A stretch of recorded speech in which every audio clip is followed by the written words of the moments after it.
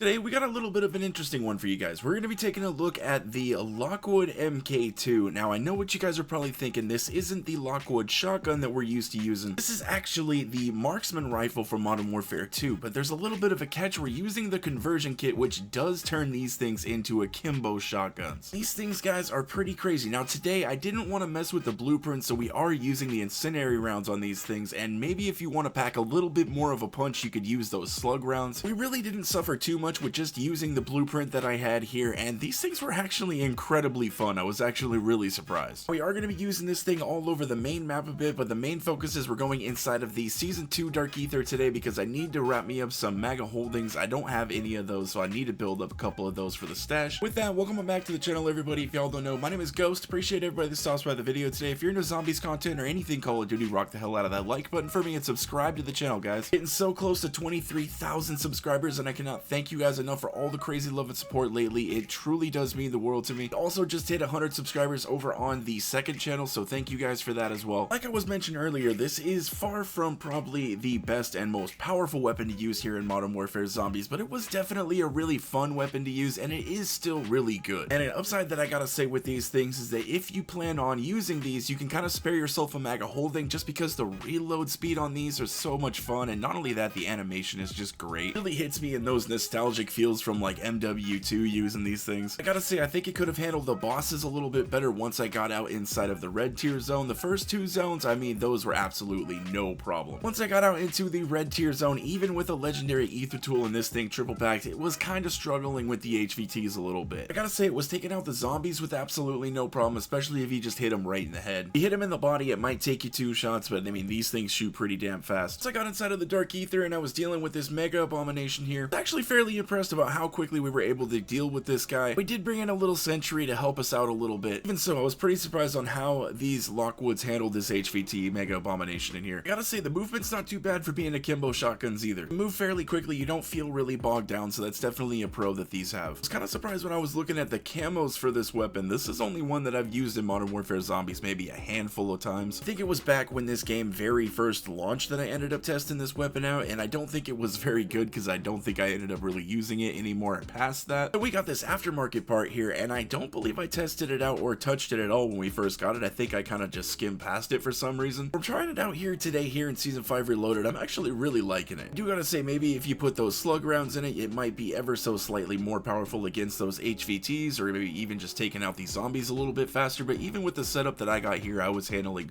most things with no problem. I definitely wouldn't advise you guys to like try to fight the red worm or anything with these, but if you want to go through and do some Dark Aether runs or go out into the red tier zone, I think these things are definitely viable. The loot pull out of this first contract really was not that bad at all. We ended up getting an Elder Sigil, and then we got the MAGA holding, which is definitely what I wanted. Now it's time to go over and do our Outlast contract, and you know what? I actually should have done this one first. I brought in one of those mercs, and he would have really helped me out to be a decoy, and I think he died during the Mega Abomination fight. It's just a little tip. If you do bring in like a friendly companion inside of this Dark Aether, I would advise you guys to deal with the Outlast contract first, because they will definitely provide a really good decoy for you in there and just keep a lot of the zombies and stuff off of you. If you deal with the HVT contract first, like I did in this run, he's probably just gonna die off, or whatever companion you brought in, it's probably gonna die off during the HVT contract, except for the Disciple. That guy is really tough and can kind of make it through most things, I've noticed. As of right now, I would probably say that the Disciple bottle is probably my favorite out of all the companions that we have. Let me know down in the comments section which one is your guys' favorite. I used to absolutely love the friendly Hellhound, but for some reason he just dies off way too quickly now. The friendly Merc I think is okay, but I think he has a few flaws with him. Like for some reason he just won't pick you up in some circumstances. And with the Disciple, not only have I found will he res you really quickly, but he's also really just tough as nails and will pretty much follow you throughout the entirety of the match. Now the friendly Hellhound honestly kind of used to be this way, but for some reason they ended up nerfing him into the ground, so I really wouldn't doubt it if they eventually did that to the Disciple as well. Maybe since we're towards the end of the life cycle here, they'll just kind of leave things alone, or at least I hope. Definitely a few quality of life updates that I think that they could do to this game, but I think stuff like that they should just kind of leave it how it is. I don't know about you guys, but this Dark Aether here is definitely one of my favorites to come inside and just kind of gather up some legendary loot. Definitely think it's probably the easiest Dark Aether, especially for solo players. But another cool thing about this Dark Aether is that you have a chance on finding any of those classified acquisitions inside of here. Kind of noticed that started happening inside of the OG Dark Aether as well. That's something that they changed here in Season 5 Reloaded. And also, if you go inside of the Season 5 Dark Aether, you can find pretty much much any of those classified acquisitions inside of there as well. Me and the Season 5 Dark Aether, we definitely got some beef right now because I have done that Elder and the boss fight. I can't even tell you guys how many times now, and I still haven't gotten that stash increase schematic. Game is just absolutely literally refusing to give that thing to me. Most likely take the Elder Sigil that I got out of this run, and we will be going back inside of the Season 5 Elder Dark Aether, but man, I'm telling you guys, this is definitely the hardest schematic that I have tried to get inside of this game. Stash increase would definitely be nice too, that way I'd have more space for all this stuff. As you guys could tell, we ended up getting another Mag of Holding out of that Outlast contract, and we got another Refined Crystal. Definitely be taking those onto our Aether Extractor contracts here. I did bring in these Casimir Grenades because I was going to use them during the Outlast contract, but we really didn't need to, so I was able to save them for these Aether Extractors for the end, which is kind of nice because sometimes it's kind of a bitch grabbing your stuff out of the reward rift right there. It's just one of those contracts that for some reason, even after you finish the contract, there's still gonna be a bunch of zombies that are running around trying to get you. It's just nice to bring in an extra decoy or two. This was kind of crazy, guys. We actually ended up getting another Mag of Holding out of here, so we ended up with 3 Mag of Holdings, 1 out of every single contract in here in this run, and I will definitely take those, especially for weapon testing here at Modern Warfare Zombies. Those are definitely really nice to have. Once we finish this Aether Extractor contract here, we're actually gonna go on over to the football field. There's gonna be a stage over there with some vehicles and whatnot. Now there's 3 hidden meteorites over there where if you activate all 3 of them, it's gonna start the Easter egg song. We're gonna grab our stuff out of the rift right here really fast. Your very first rock is going to be really easy to find. This one is just outside by the main road by these barrels right here. The second one's gonna be really easy to find. We're just going to go through the entrance right here. We're going to make a right, and then over by this truck there's going to be a porta potty that's kind of like tipped over by its side. The rock is going to be underneath of it. For our very last meteor, we're gonna make our way up into the stands behind the stage, and the meteor is going to be chilling up here inside this little room. That's gonna be it. Now of course I do have the music and everything off because of copyright and all that. I'm definitely glad that they added this in the map as just like a traditional zombies Easter egg that we used to have in a lot of the older maps. Yeah guys, I think that is going to be about it. Let me know what you guys are thinking about these Lockwoods down in the comment section. Like I said before, they're not going to be the absolute greatest meta weapon to use for you guys here,